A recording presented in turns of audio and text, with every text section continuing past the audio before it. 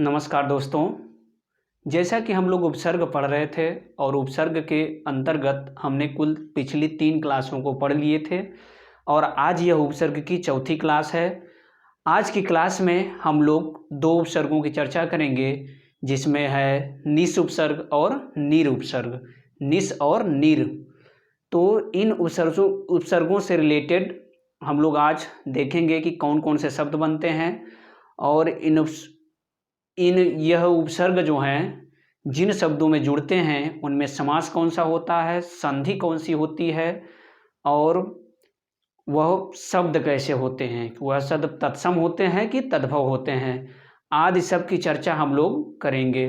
तो आइए देखते हैं। और आप लोग भी इस क्लास को जो है भली भांति अच्छे प्रकार से पेन कॉपी लेकर के नोट कर लीजिएगा, क्योंकि आज हम लोग बहुत ही महत्वपूर्ण उपसर्ग की बहुत ही महत्वपूर्ण क्लास को देख रहे हैं, जहाँ से बड़े बड़े एग्जाम में, छोटे से लेके बड़े एग्जाम में हिंदी से रिलेटेड जो है प्रश्नों को बहुत ज़्यादा पूछा जाता है। तो इस उपसर्ग के जरिए हम लोग कई चीज़ों को समझेंगे। उपसर्ग तो देखेंगे ही, हम लोग संधि भी देखेंगे, जो है समास भी देखेंगे और तत्सम तद्भव भी। तो आइए बिना देर किए शुरू करते हैं। तो आज का हमारा जो उपसर्ग है, सबसे पहले देखेंगे उपसर्ग की कौन सी क्लास है, चौथी क्लास है। तो आज हम उपसर्ग की बात करेंगे पहले निस। कौन सा उपसर्ग? निस। तो निस उपसर्ग का देखेंगे पहले अर्थ क्या होता है। तो निस का जो अर्थ होता है वह रहित होता है, अभाव होता है और निश्चित होता है। निस उपसर्ग का अर्थ क्या होता है? रहित होता है, अभाव होता है और निश्चित होता है। ठीक है, इतना समझ में आया होगा। फिर आगे देखते हैं कि निस उपसर्ग से बनने वाले शब्द में, यानी निस उपसर्ग जिन शब्दों से जुड़ता है उन शब्दों को या उन शब्दों में अव्ययी भाव समास होता है। और संधि की बात करें तो विसर्ग संधि होती है। और शब्द कैसा होता है? तो शब्द तत्सम शब्द होते हैं। यानी निस उपसर्ग से जो भी शब्द या शब्दांश बनेगा, जो उसमें अव्ययी भाव समास होगा, विसर्ग संधि होगी और तत्सम शब्द होगा। ये हमको याद रखना है कि हमेशा उसमें ज़्यादातर अव्ययी भाव समास होगा, संधि जो है हमेशा विसर्ग संधि होगी और शब्द हमेशा तत्सम शब्द ही होगा। क्यों? क्योंकि हम तत्सम उपसर्गों को ही पढ़ रहे हैं। इतना समझ में आया होगा। फिर आगे आइए देखते हैं। फिर इसके हम निस उपसर्ग के कुछ नियमों को देखेंगे। तो इसमें पहला नियम है कि निस का स, यानी इस निस का ये जो स है इस स में बदल जाएगा। यानी इस निस का स जो है इस स में बदल जाएगा यदि सामने वाला त से या स से शुरू हो। थोड़ा खांसी आ रही है, थोड़ा सा गला बैठा टाइप का है। तो आइए देखते हैं। जो है निस का स किस में बदलेगा? इस स में बदल जाएगा यदि सामने वाला त से शुरू हो या स से शुरू हो। ठीक है, समझ में आया। फिर आगे दूसरा नियम देखेंगे कि निस का ये वाला स जो है इस बड़े स में बदल जाएगा यदि सामने वाला च से शुरू हो, छ से शुरू हो या बड़े वाले स से शुरू हो। ठीक है, उसी प्रकार तीसरा नियम है कि निस का स जो है इस स में बदल जाएगा यदि सामने वाला क से शुरू हो, प से शुरू हो या फ से शुरू हो। ठीक है, अभी हम जब इसको उदाहरण देखेंगे तब समझ में आएगा नियम। तो आइए पहले नियम को देखते हैं। तो पहला नियम था कि निस का स इस स में बदल जाएगा यदि सामने वाला त से शुरू हो या स से शुरू हो। तो देखिए, जैसे मेरा एक शब्द था तारण। क्या था? तारण शब्द था। मैंने कहा था कि निस का स इस समय बदल जाएगा यदि शब्द सामने वाला त से शुरू हो या स से। तो ये तारण जो है किससे शुरू हो रहा है? त से शुरू हो रहा है। तारण किससे शुरू हो रहा है? त से शुरू हो रहा है। हमारा तारण शब्द था, त से शुरू हो रहा है, प्लस निस क्या है? उपसर्ग है। तो शब्द क्या बन जाएगा? निस्तारण। शब्द क्या बनेगा? निस्तारण बनेगा। यानी हमारा जो शब्द था वो त से शुरू हो रहा है और तब निस का ये स किस में बदल जाएगा? इस समय बदलेगा, यानी इसी समय रहेगा। तो क्या हो जाएगा? निस्तारण। उसी प्रकार से हमारा एक शब्द है तेज। तेज है और किससे शुरू हो रहा है? त से शुरू हो रहा है। तो ये स, निस का स किस में बदलेगा? इस समय बदलेगा। तो क्या हो जाएगा? निस्तेज। क्या हो जाएगा? निस्तेज हो जाएगा। ठीक है, उसी तरह से हमारा एक शब्द था स्वार्थ। क्या था? स्वार्थ। किससे शुरू हो रहा है? स से। हमने पहले नियम में देखा है कि निस का स इस स में बदल जाएगा यदि सामने वाला शुरू हो त से या स से। तो हमने त को देख लिया जो शुरू हो रहा था। अब हम देखेंगे कि स, यानी ये जो हमारा स्वार्थ है वह स से शुरू हो रहा है। किससे शुरू हो रहा है? स से। तो ये निस का स किस में बदल जाएगा? इस स में, यानी इसी स में बदल जाएगा। तो क्या हो जाएगा? निस्वार्थ। हमने पहले से लिख दिया निस्वार्थ। फिर हम आगे देखेंगे, एक हमारा शब्द है संकोच। क्या है? संकोच। किससे शुरू हो रहा है? स से शुरू हो रहा है। यदि हम इसमें निस उपसर्ग जोड़ देंगे तो क्या हो जाएगा? निसंकोच। निसंकोच क्या बनेगा? निसंकोच हो जाएगा। ठीक है, हमने इसको देख लिया। अब हम इसमें देखेंगे कि समास और संधि कौन सी हो रहा है, शब्द क्या है। तो हमारा निस्तारण शब्द जो है हमेशा तत्सम शब्द होगा। निस्तेज भी हमारा तत्सम शब्द होगा हमेशा। निस्वार्थ और निसंकोच ये सभी शब्द क्या होंगे? तत्सम शब्द होंगे। यदि हम संधि की बात करें तो निस्तारण में संधि कौन सी होगी? तो विसर्ग संधि होगी। इसका खंड करेंगे तो हो जाएगा निह प्लस तारण। क्या होगा? निह प्लस तारण। क्या हो जाएगा? निस्तारण, विसर्ग संधि। उसी तरह से हमारा निस्तेज है, निस्तेज में भी खंड करेंगे तो निह प्लस तेज हो जाएगा। निह प्लस तेज, तो संधि कौन सी होगी? विसर्ग संधि होगी। उसी तरह से निस्वार्थ में भी हो जाएगा निह प्लस स्वार्थ, विसर्ग संधि होगी। उसी तरह से निसंकोच में भी निह प्लस संकोच होगा तो संधि कौन सी हो जाएगी? विसर्ग संधि हो जाएगी। यदि हम समास की बात करें तो देखिए, समास अव्ययी भाव समास होगा। कैसे? अव्ययी भाव समास में क्या होता है कि पहला पद अव्यय होता है या प्रधान होता है। देखिए इसमें क्या है? निस्तारण। पहला पद क्या है? नी है, नी प्लस तारण बनेगा, तो नी जिसमें लग जाएगा क्या हो जाएगा? वो अव्ययी भाव समास। उसी तरह से निस्तेज भी में भी क्या है?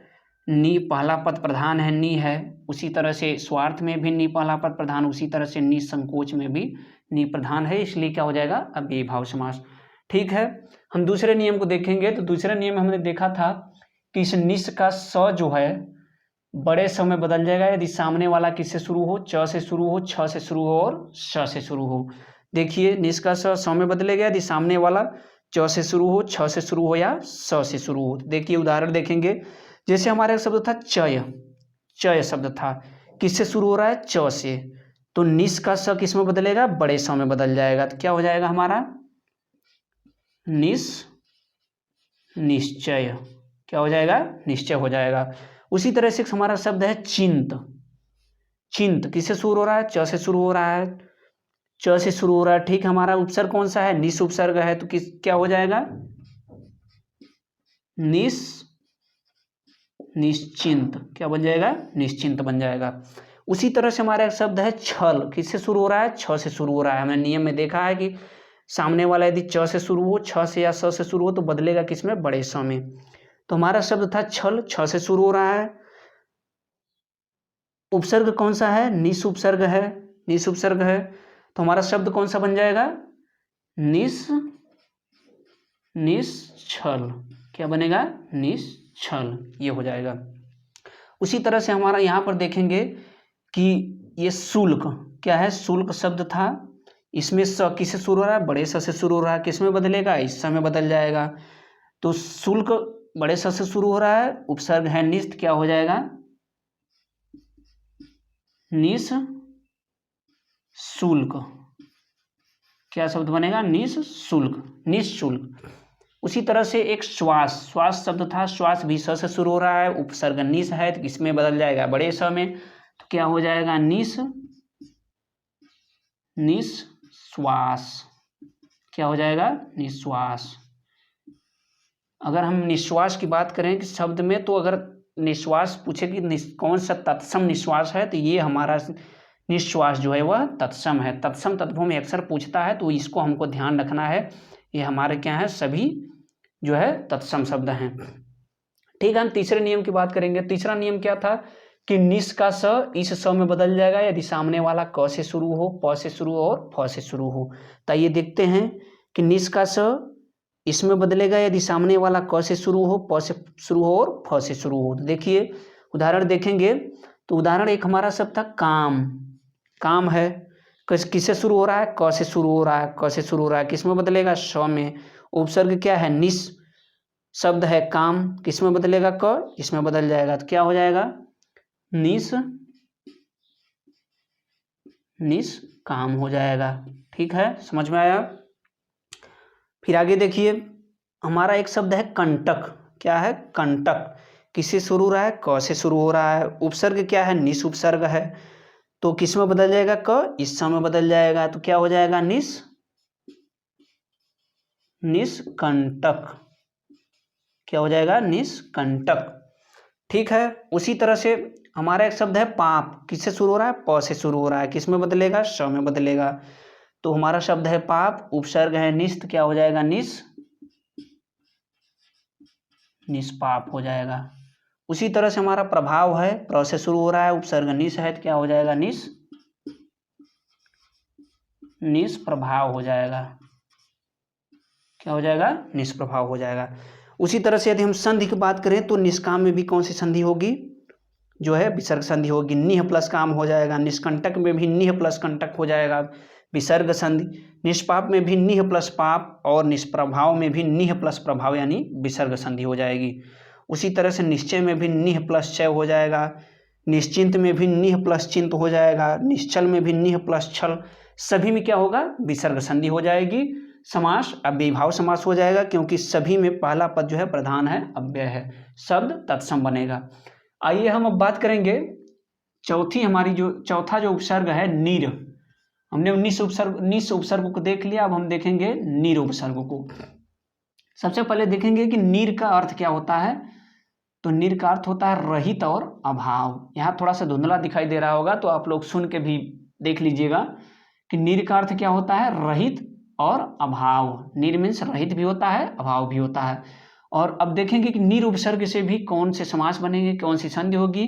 तो नीर उपसर्ग से भी हमारा जो बनने वाला शब्द होगा उसमें अव्ययी भाव समास होगा, संधि विसर्ग संधि होगी, शब्द तत्सम शब्द होगा। ठीक है, यानी निस और नीर दोनों उपसर्गों से बनने वाले शब्द में समास की बात करें तो समास अव्ययी भाव, संधि की बात करें विसर्ग संधि, शब्द कौन सा होगा? तत्सम शब्द होगा। फिर आइए देखते हैं पहला नियम। इस नीर का र जो है इस शीर्ष वाले र की मात्रा में बदल जाएगा यदि सामने वाला र को छोड़कर अन्य व्यंजन से शुरू हो। यानी जो सामने वाला हो वह र को छोड़कर यदि अन्य व्यंजन से शुरू होता है तो इस नीर का र जो है इस शीर्ष वाले र की मात्रा में बदल जाएगा। ठीक है, इसी प्रकार से दूसरा नियम है कि नीर का र प्लस स्वर की मात्रा में बदलेगा यदि सामने वाला स्वर से शुरू हो। सामने वाला किससे शुरू हो? स्वर से शुरू हो। सामने वाला यदि स्वर से शुरू होगा तो नीर का र प्लस स्वर की मात्रा में बदल जाएगा। यदि तीसरा नियम है कि नीर पूरा नीर जो है बड़ी नी में बदल जाएगा यदि सामने वाला र से शुरू हो। तो आइए देखते हैं नियम पहला। देखिए, जैसे हमारा नीर का र इस शीर्ष वाले र में बदल रहा था, बदलेगा यदि सामने वाला र को छोड़कर अन्य व्यंजन से शुरू हो। तो एक शब्द हमारा था निर्बल, बल शब्द था। यहाँ देखिए बल क्या था? बल किससे शुरू हो रहा है? ब से, र से शुरू नहीं हो रहा है, र को छोड़कर शुरू अन्य व्यंजन से हो रहा है। तो हमारा बल है, बल से शुरू हो रहा है, ब से। उपसर्ग क्या है? नीर। तो बनने वाला शब्द क्या हो जाएगा? इस र की मात्रा लग जाएगी तो हो जाएगा निर्बल। यानी नीर, र की मात्रा ऊपर वाला शीर्ष वाला लग गया तो क्या हो गया? निर्बल। उसी तरह से हमारा एक शब्द है जन। किससे शुरू हो रहा है? ज से शुरू हो रहा है। यानी र को छोड़कर अन्य व्यंजन कोई भी शुरू हो तो क्या होगा कि इस शीर्ष वाले र की मात्रा लग जाएगी। तो जन है, ज से शुरू हो रहा है, नीर उपसर्ग क्या हो जाएगा? निर्जन। क्या हो जाएगा? निर्जन। उसी तरह से हमारा भय है, उसी तरह से क्या है? भय है और उपसर्ग नीर है तो क्या हो जाएगा? निर्भय। क्या होगा? निर्भय। ठीक है, उसी तरह से हमारा दय शब्द है, र को छोड़कर अन्य व्यंजन से चालू हो रहा है, द व्यंजन से चालू हो रहा है, उपसर्ग है नीर, क्या हो जाएगा? निर्दय। उसी तरह से हम देखेंगे मान, म व्यंजन से चालू हो रहा है, उपसर्ग नीर है तो क्या हो जाएगा? निर्माण। निर्माण नहीं होगा, यह न भी क्या हो जाएगा? ड़म बदल जाएगा, निर्माण। उसी तरह से हमारा एक क्या है? नय है, नय से नए व्यंजन से चालू हो रहा है, उपसर्ग नीर है तो क्या बन जाएगा? नीर। ये न जो है ड़म बदल जाएगा, निर्णय। क्या हो जाएगा? निर्णय, ये हो जाएगा। अब हम संधि की बात करें तो इसमें भी देखिए, निर्बल में यदि संधि पूछे तो निह प्लस बल हो जाएगा, निर्जन में भी निह प्लस जन, निर्भय में भी निह प्लस भय हो जाएगा। उसी तरह से निर्दय में भी निह प्लस दय विसर्ग संधि, निर्माण में भी निह प्लस माण, और निर्णय में भी निह प्लस ड़य यानी विसर्ग संधि हो जाएगी। इतना दोस्तों आप लोगों को समझ में आया होगा। फिर आगे देखिए, दूसरे नियम को देखेंगे कि निर का र इस र प्लस स्वर की मात्रा में बदल जाएगा यदि सामने वाला स्वर से शुरू हो। यदि सामने वाला स्वर से शुरू होगा तो निर किस में बदलेगा, र प्लस स्वर की मात्रा में बदलेगा। ये देखते हैं उदाहरण। तो एक शब्द हमारा था अभिमान, और अभिमान किससे शुरू हो रहा है, अ से। हमने देखा कि यदि स्वर से शुरू हो, किससे शुरू हो रहा है, अ से शुरू हो रहा है, उपसर्ग क्या है, निर, क्या बनेगा, र प्लस स्वर की मात्रा लग जाएगी, तो ये क्या हो जाएगा, निरभिमान। क्या हो जाएगा, निरभिमान। क्या हो जाएगा, देखिए र लग गया, प्लस र में क्या है, स्वर की मात्रा है, र में अ की मात्रा क्या है, छुपी हुई है। समझ में आया। फिर आगे देखिए, उसी तरह से हमारा शब्द है अंजन, अ से शुरू हो रहा है यानी हमारा स्वर से शुरू हो रहा है, अंजन उपसर्ग है निर, क्या हो जाएगा, निरंजन। क्या हो जाएगा, निरंजन। देखिए र है और इसमें क्या है, र हो गया प्लस स्वर की मात्रा हो गई। उसी तरह से एक शब्द है आकार, किससे शुरू हो रहा है, आ जो है स्वर से शुरू हो रहा है, उपसर्ग निर है, क्या हो जाएगा, निराकार। क्या हो जाएगा, निराकार। निर प्लस आकार निराकार हो जाएगा। उसी तरह से शब्द है अपराध, अ से शुरू हो रहा है, स्वर से शुरू हो रहा है, उपसर्ग क्या है, निर, क्या हो जाएगा, निरपराध। क्या होगा, निरपराध। ठीक है, समझ में आया होगा। अब इसमें भी हम संधि की बात करें तो देखिए, निरभिमान में कौन सी संधि होगी, निह प्लस अभिमान, निह प्लस अभिमान, क्या हो जाएगा, विसर्ग संधि हो जाएगी। उसी तरह से निरंजन है, निरंजन में क्या होगा कि निह प्लस जन यानी निरंजन, संधि की बात करें तो क्या होगी, विसर्ग संधि हो जाएगी। उसी तरह से हमारा निराकार है, निह प्लस आकार। उसी तरह से निरपराध है, निर प्लस अपराध, संधि कौन सी होगी, विसर्ग। हमको यह ध्यान रखना है कि तत्सम शब्दों में निरापराध नहीं होता है, निरापराध जो है वह अशुद्ध तद्भव शब्द है। यदि तत्सम तद्भव में निरापराध दे दे तो क्या हो जाएगा, तद्भव शब्द हो जाएगा। हमारा शुद्ध क्या होता है, तत्सम निरपराध होता है, निरपराध होता है। उसी तरह से हमारा निराकार भी निरकार नहीं होता है, निरकार तद्भव हो जाएगा, निराकार शुद्ध होता है। उसी प्रकार से हमारा जो है यह निरभिमान, निराभिमान नहीं होता है, निराभिमान जो यदि पूछ दे तो वह क्या हो जाएगा, तद्भव शब्द हो जाएगा। लेकिन हमारा जो तत्सम शब्द है शुद्ध, वह निरभिमान हो जाएगा। ठीक है, फिर आगे हम देखते हैं तीसरा नियम, किस निर जो है बड़ी नी में बदल जाएगा यदि सामने वाला र से शुरू हो। निर क्या है, पूरा बड़ी नी में बदल जाएगा यदि सामने वाला र से शुरू हो। तो देखिए ये जो है निर है बड़ी नी में बदल जाएगा यदि सामने वाला किससे शुरू होगा, र से शुरू होगा। तो आइए उदाहरण देखते हैं कैसे शुरू हो रहा है। तो देखिए हमारा एक शब्द था रस, शुरू किससे हो रहा है, र से शुरू हुआ। हमने यहाँ बात की है र से शुरू होने वाले शब्द की, रस र से शुरू हो रहा है, उपसर्ग है निर, तो क्या हो जाएगा, किस में बदल जाएगा, नी में बदल जाएगा, तो हमारा हो जाएगा नीरस। क्या हो जाएगा, नीरस। उसी तरह से हमारा एक शब्द है रव, ये ख नहीं है, ये रव है। क्या है, रव, रव है, और उपसर्ग है नीर, तो ये जो है नीर किस में बदल जाएगा, बड़ी नीर में, नी में, तो हो जाएगा, क्या हो जाएगा, नीरव। ठीक है, समझ में आया। यदि हम नीरव में संधि देखेंगे तो क्या हो जाएगा, नीरस में संधि देखेंगे तो नीह प्लस रस, नीरस। नीरव में नीह प्लस रव, नीरव यानी विसर्ग संधि। शब्द हमको हमेशा नीरस और नीरव इस प्रकार से लिखना है, ये हमारे शुद्ध तत्सम शब्द हैं।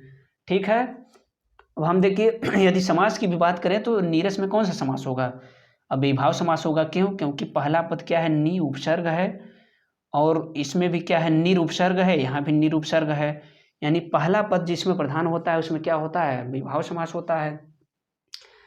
इतना समझ में आया होगा। एक बहुत ही मजेदार शब्द आप लोगों को बता रहा हूं, नीरज।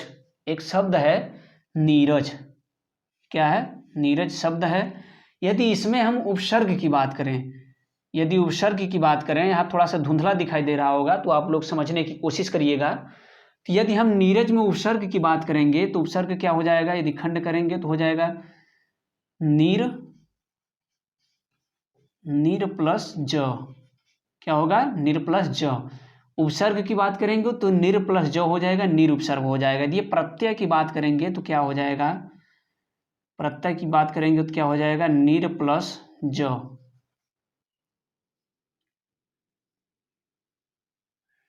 यदि हम प्रत्यय की बात करेंगे तो क्या हो जाएगा, सॉरी इसमें प्रत्यय जो होगा नीरज में, यदि हम प्रत्यय की बात करेंगे, चलिए इसको देखते हैं, आगे देखते हैं। संधि, यदि हम संधि की बात करेंगे तो इसमें संधि क्या होगी, तो संधि हो जाएगी नीह, नीह प्लस, नीह प्लस रज। यानी हम नीरज में संधि की बात करेंगे तो कौन सी संधि हो जाएगी, संधि हमारी हो जाएगी नीह, विखंडन करेंगे इसका तो नीह प्लस रज हो जाएगा, यानी हमारी संधि विसर्ग संधि हो जाएगी। यदि उपसर्ग की बात करें तो निर प्लस ज होगा, यानी निरुपसर्ग हो जाएगा। यदि हम प्रत्यय की बात करेंगे तो निर प्लस, हाँ यदि प्रत्यय की बात करेंगे तो क्या हो जाएगा, नीर प्लस ज हो जाएगा। सॉरी निर प्लस ज नहीं होगा, ये हमारा हो जाएगा, थोड़ा यहाँ से हम भूल रहे हैं तो कोई बात नहीं है, हम जो है अगली क्लास में प्रत्यय को बता देंगे कि नीरज में क्या होगा।